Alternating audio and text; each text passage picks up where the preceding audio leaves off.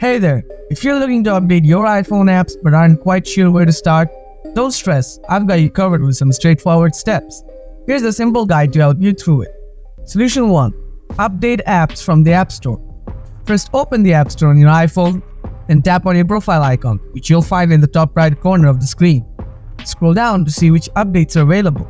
Tap Update next to the apps you want to refresh, or tap Update All to update everything at once. Solution 2. Enable automatic updates.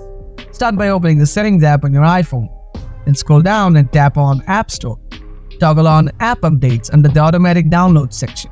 This will let your iPhone automatically update your apps whenever new versions are released.